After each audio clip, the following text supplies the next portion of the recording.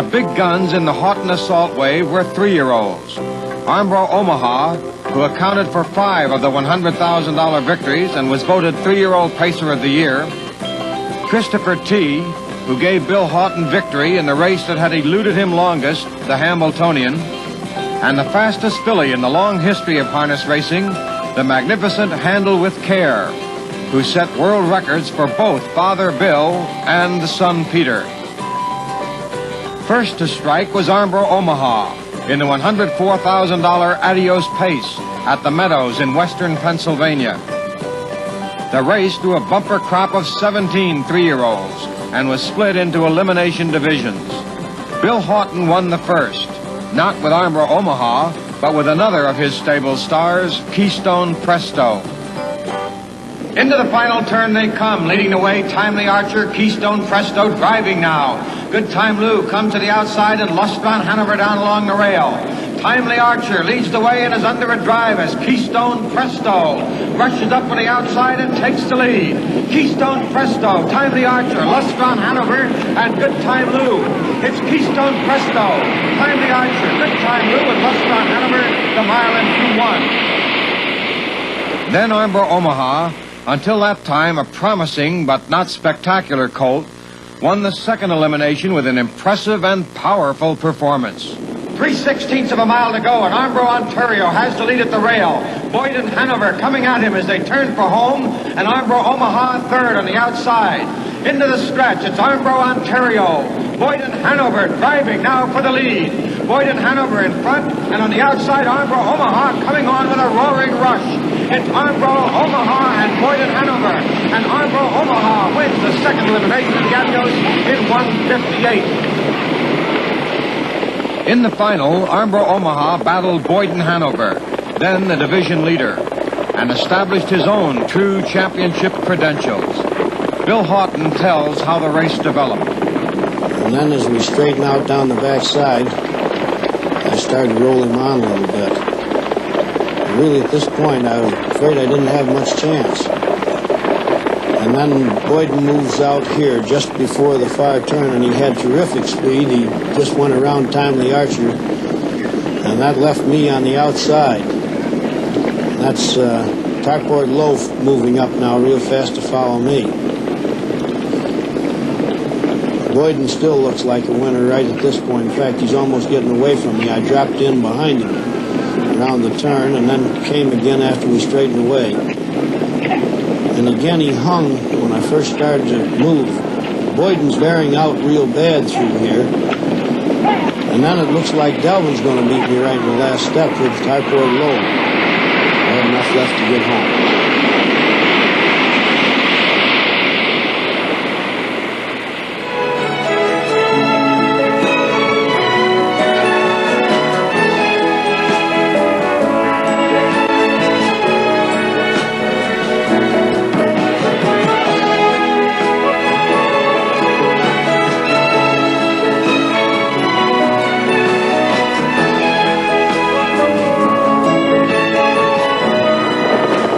Houghton also won the Adieu Volo, the filly division of the Adios Pace, driving Handle with Care. Handle with Care leads the way, 2 lengths, turning for home. On the outside, Joanna's Time, and down along the inside, Hilarious Lynn. In the stretch, it's Handle with Care, 2.5 lengths. Joanna's Time coming on, and Hilarious Lynn. Handle with Care shows the way as they come to the wire. In second, Joanna's Time, and the mile, 2 minutes and 2/5 in the Adieu Volo. When the stablemates Armbro Omaha and Handle with Care met 2 weeks later in the $150,000 Prix d'Été at Bluebonnets Raceway in Montreal, Bill Houghton drove Armbro Omaha and gave the assignment behind Handle with Care to son Peter, then 19. It was driver Delvin Miller, one of Bill Houghton's fellow Hall of Famers, who convinced Houghton to give young Peter a chance to drive in Canada's richest race. I always have thought a lot of him. In fact, as Mary Lib and I helped raise him, he used to come out at our farm, and he got a lot of his fundamentals around stables in our farm when he was a kid. And he's like his dad. He's a good horseman. He's always shown that. And he's showing it this year that when those big dollar signs are up there, don't seem to bother Pete at all. He drives the horse real well. Yes, I played a little role in helping Billy get started. I gave him the mount on Tar Heel years ago when Billy was first starting out. And Billy did ask me to drive the horse this year, and I said, let me tell you something, Billy, there's your son standing there, and he's got his colors on. I said, you can't take that mount away from him. And he let him drive him, and since that, the owners don't worry about Pete. That really helped him this year, I think. It obviously did, for Peter won the Prix d'Été with Armbro Omaha, his father finishing third with Handle with Care. Peter then went on to win the $117,000 Colonial Trot with Keystone Gabriel at Liberty Bell Park in Philadelphia, and the $59,000 Western Place with Handle with Care in world record time for fillies at Hollywood Park in California, an accomplishment never matched by a driver his age. How does a boy who wins 3 $100,000 races in the summer of his 19th year feel about the accomplishment, the pressures, and particularly his famous father? Well, the only thing that ever affected me was that he was always a great inspiration as a father and as being a great trainer and driver, and I always idolized him as some kids would idolize, you know, Babe Ruth or Mickey Mantle when they were young. I've never felt overshadowed because he's always brought along carefully, and of course we went through experience that he never pushed me on to the owners. More or less I was asked to drive when they wanted me, and therefore the feelings were never hard against me. If I got beat with a horse or something, the owners, you know, didn't have any recourse to say, well, you pushed him on to me. So mostly the owners have been very, very happy and very kind to me to let me drive the horses, and I never worried about monetary value in a race. I always just looked at the race and tried to race it in my head and for its own merit. Anytime I ever win a race, it's a great feeling, and of course when you win a big race, it's a great feeling going to the bank. In DuQuoin, Illinois, Bill Haughton faced a challenge that had frustrated his great talents throughout his career. Although he had won virtually every other classic in the sport, the Hambletonian for 3-year-old trotters had escaped and tormented him. This year, it appeared it would elude him again, for his major hopeful, Christopher T., had failed to fulfill the bright promise of his 2-year-old form. As expected, Neville Diamond won the first elimination mile in the $160,000 race. Here they come. Off and trotting, driving out fast, Noble Flory. Journalist with young Peter Haughton, and down along the rail, Lincoln's Noble. From the outside, Neville Diamond. Around the turn, Journalist has the lead. Noble Flory second, Neville Diamond third, Lincoln's Noble fourth, and Keystone Gabriel with Bill Haughton driving fifth on the outside. Around the first turn, Neville Diamond drives up to challenge Noble Flory for the lead. Journalist is third, and Lincoln's Noble fourth. Coming on the outside now, Keystone Gabriel as they move to the quarter-mile mark. Past the quarter at 29 and 1/5 seconds. Neville Diamond is the leader, and on the outside it's Keystone Gabriel to the front. Keystone Gabriel shows the way down the backstretch. Neville Diamond is second. Noble Flory third, Journalist fourth, and now Neville Diamond's on the move again. Lincoln's Noble fifth, Mrs. Speed sixth, Armbro Uzo seventh, Buckeye Count eighth, Le Mans Chip is ninth, Aragon Hanover 10th, and Armbro Oxford trails the field as they go to the half-mile mark. At the half at 59 and 1/5 seconds, and now Lincoln's Noble moves up on the outside to challenge. It's Neville Diamond in front. Keystone Gabriel trotting powerfully down along the rail in second. Lincoln's Noble third on the outside, and racing in fourth is Journalist down along the rail.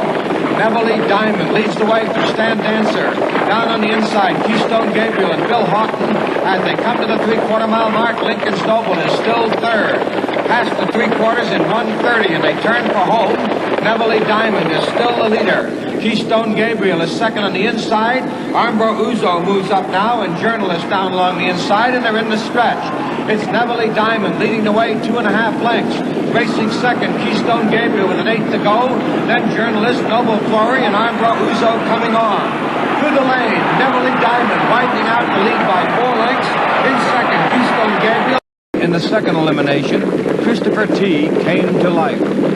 They're off and trotting, driving out fast, Sing Away Herbert. Christopher T. on the outside, Spitfire Hanover down along the rail, and Stock Split, Golden Sovereign, and Anvil. Around the first turn, Sing Away Herbert gets the lead. Christopher T. is second on the outside. Spitfire Hanover trotting third. Stock Split is fourth on the outside. Anvil fifth. Golden Sovereign is 6th on the outside. My Super Pride 7th along the rail. Racing in 8th is Express Pride as they get to the quarter. Christopher T in front at the quarter in 29 and 2/5 seconds. Stock Split moves up 2nd on the outside. And I let him go into the half.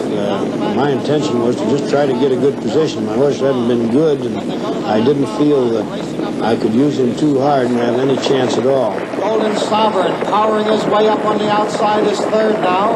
Christopher T down along the rail. Golden Sovereign is 2nd and going on the challenge. Stock Split for the lead. It's Golden Sovereign on the outside taking command at the half-mile mark. 59 seconds flat. Golden Sovereign in front, driving up on the outside. Singaway Herbert is now 2nd. I almost came out here to follow Singaway Herbert, but I was afraid to do it because the horse just hadn't been that good. On the inside of My Super Pride on the outside. Singaway Herbert has moved up to challenge Golden Sovereign for the lead. It's Singaway Herbert on the outside, Golden Sovereign on the inside as they round the turn. Express Pride is 3rd, Stock Split 4th, My Super Pride 5th, Christopher T is 6th. Anvil is trotting 7th as they come to the 3/4. Golden Sovereign on the inside, on the outside, Singaway Herbert, My Super Pride is coming on. I started through along the rail, and then Stock Split came right back over and shut me off, as you can see, and then now I came out the other way around Singaway Herbert and almost got shut off by Anvil, who was coming around from the outside. And once he got loose, he had plenty to come out. Christopher T getting up. It's Christopher T. Golden Sovereign on the outside, Anvil. Singaway Herbert and Stock Split. The mile in 1 minute 59 and 4/5 seconds. Was it possible Christopher T could repeat? To capture this great race, a horse must win 2 heats. Haughton himself had doubts and tells about his drive in the final mile. This was the start, and of course Stanley drew the rail, and I had 2nd. That's Neville Diamond, myself going out of there. And then I went just enough to drop back in and keep anybody else from getting in the hole and followed Stanley. Anvil 3rd on the outside. Racing around that turn in 4th is Christopher T as they go to the quarter. Keystone Gabriel is 5th. In 6th is Stock Split. Then comes Golden Sovereign 7th as they get to the quarter-mile mark, and driving up for the lead is Anvil. Anvil powers up, is in front at 28 and 3/5 seconds. Neville Diamond is out of 3rd and driving. Despite that very fast first quarter, Neville Diamond's on the move on the outside. He rushes up and takes the lead. Anvil is now 2nd. Singaway Herbert is trotting 3rd, and Christopher T is 4th. Racing in 5th down the back stretch is Keystone and Gabriel as they go to the half. Stock Split is 6th. Golden Sovereign is 7th.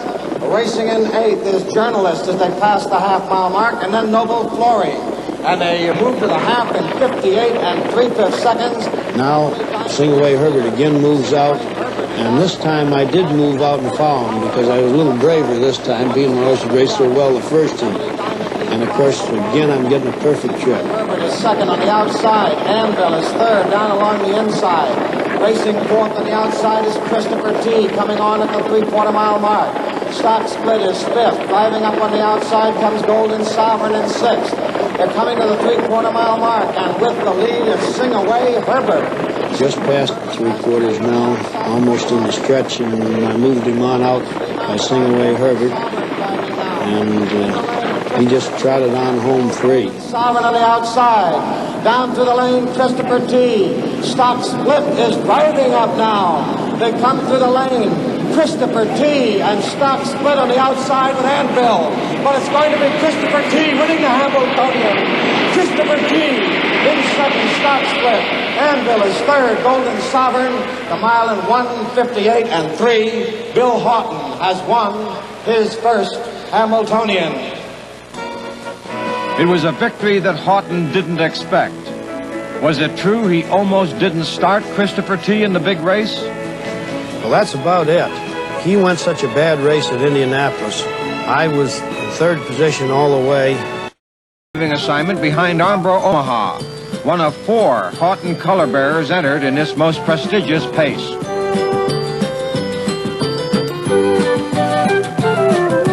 In the first elimination mile, the Haughton-trained Brett Starr won for his regular driver, Mike Gagliardi. Bill finished 3rd with Belmont Shadow. Title Holder leads the way. Armbro O'Brien down along the rail is second. Dorado Almahurst third on the outside. Racing in fourth, Belmont Shadow fifth, and moving up Mirror Image, and moving right with him, Brett Starr. Brett Starr, three wide and flying as they go down the backstretch. And Brett Starr is going for the lead. Down along the inside, Title Holder is now second. Moving up third, Dorado Almahurst. Racing off stride is Mirror Image, and racing fourth along the inside is Armbro O'Brien. Belmont Shadow is fifth as they turn for home. Brett Starr has opened a 4-length gap on the field as they turn into the stretch. It's Brett Starr, Title Holder down along the inside, Belmont Shadow on the outside, Dorado Almahurst and Armbro O'Brien. But Brett Starr, 8-length winner in the first heat of the Little Brown Jug. In the second elimination, Armbro Omaha showed his class. Boyden Hanover leads the way. Down along the inside, Tarport Low and Armbro Omaha driving up on the outside, followed by Starred by Brett. Now fifth at the rail, Keystone Presto. As they go to the backstretch, Boyden Hanover has the lead. Armbro Omaha driving up on the outside, Tarport Low third down along the rail. Going to the 3/4 mile mark, Boyden Hanover leads by a neck. Armbro Omaha second on the outside, Tarport Low is third, starred by Brett fourth. Pickwick Barron moves up now fifth on the outside, and Keystone Presto along the rail. Boyden Hanover draws out to a 2.5-length lead. Armbro Omaha is second. Down along the inside, Tarport Low, and up on the outside, starred by Brett. In the lane, it's Boyden Hanover under a drive. Armbro Omaha takes the lead. It's Armbro Omaha winning the second elimination of the jug at 1:57. And then, in the final, the senior Houghton showed that he not only is one of harness racing's greatest trainers, but one of its finest race drivers as well. Watch and listen as Bill Houghton drives Armbro Omaha to victory and tells about the race. At the start of the final heat, Brett Starr, my other horse who'd won the other division, had the rail, but he doesn't lead very fast, and I went right on to the front. Then Boyden Hanover tried to go to the front, but Pickwick Barron came across fast from the outside and shut him off and went on around me. This left a little tough journey for Boyden going to the quarter pole. And that's Pickwick Barron in front, Boyden moving up on the outside. I'm in the 3-hole now, and Brett Starr is fourth. Boyden made the top just past the quarter pole, and then he started to back up pretty good along in here.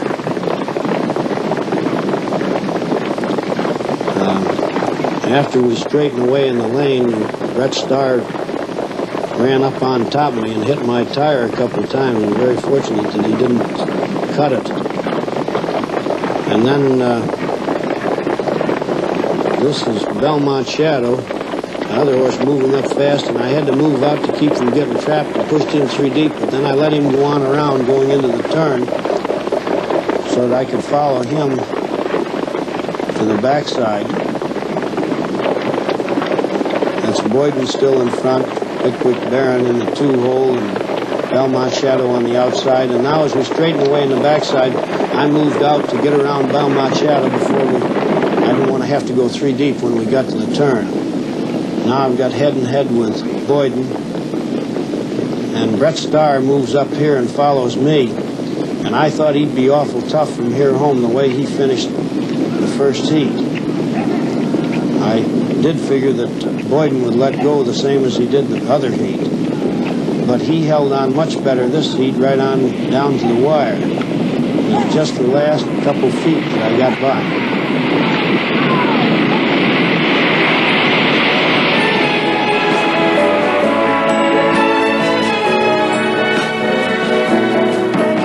A proud and happy Dorothy Houghton joins her husband in victory lane.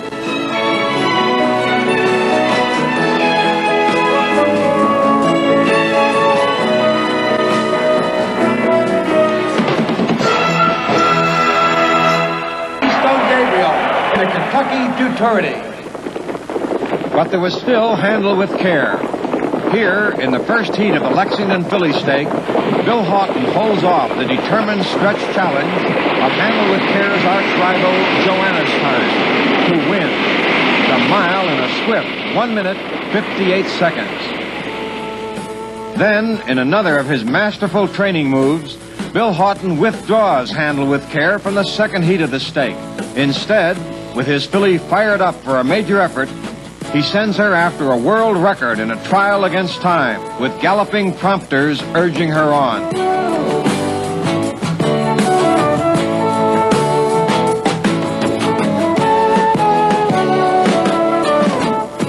Handle with Care responds with the fastest mile by a filly in the history of the sport.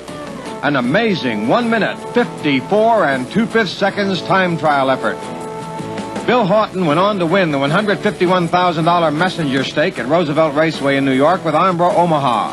And Peters scored the greatest victory of his career on the opposite coast in the Western Pace at Hollywood Park, guiding Handle with Care to a world record race mile for fillies in 1 minute, 54 and 4/5 seconds. Then following that up by winning the American Pacing Classic with Keystone Smarty. With some $21 million won by horses he has driven, and with his 20-year-old son launched on a successful career of his own, Bill Haughton obviously is something very special in harness racing. What makes him that way? Three of his closest friends and fellow drivers give their ideas. First, Del Miller. One thing that makes Billy great is he relaxes. He plays hard and he works hard. And when Billy quits driving the horse in the evening until he starts the next day, he don't worry about it. And relax, warming up a horse and everything else. That makes a great sportsman, I think. Oh, he's great. He makes the right moves at the right time. Very seldom see Billy drive a bad race. I say he's a relaxed person, and he's going to drive and live forever. Howard Beisinger gives his views. There's a lot to be said for Billy. I think we all are knowledgeable enough to know what it takes to be a good horseman. But Billy is much more than that. He's got a strong constitution. He's a good businessman, and he can tolerate any type of an owner, which is a big job to do at times. And he drives a good race. As many races he drives, I think he has less contact and less interference than anybody I know. He's a good, clean competitor. And besides that, he's a gentleman. And George Schulte sums it up. Has a tremendous constitution and a will. He's dedicated to the horse business. He has a fine eye for a yearling. He's an excellent race driver, tremendous trainer. He is what I call a full-fledged horseman. Billy Haughton is Billy Haughton, and he is the man. Bill Haughton's own reactions to the phenomenal season are most natural. Pride in his horses, intense pride in his son. He tells how he brought Peter along. And of course, he's been around horses all his life. He's ridden since he was about 3, and then he started as a groom when he was 12. And he groomed horses for 4 years, and then when he was 16, he went to the Pennsylvania Fair Circuit with some 2-year-olds and 1 3-year-old. And he was there for 2 years before he drove the pari-mutuel track. Well, I'm very glad that he likes it, and I'm glad he's able to do so well. I'd hate to see him come up and not be able to handle himself. I think he's done really great, more than I ever expected. As for Peter, there is no question in his mind about his future. He is convinced horses are his life. I've been convinced since I was about 4 years old. I never knew how good I'd be, but I always just wanted to be as good as my ability would allow me. And of course, I'm a great believer that there's a lot of luck in this sport, and that you got to be in the right place at the right time. Fortunately, I've been on the right horses at the right time this year. I myself would rather be considered a good horseman than a good race driver. I think that's one of the greatest compliments a person can have in this business, is to be considered an all-around horseman. Peter and Bill Haughton, present and future champions. Harness racing's great green wave.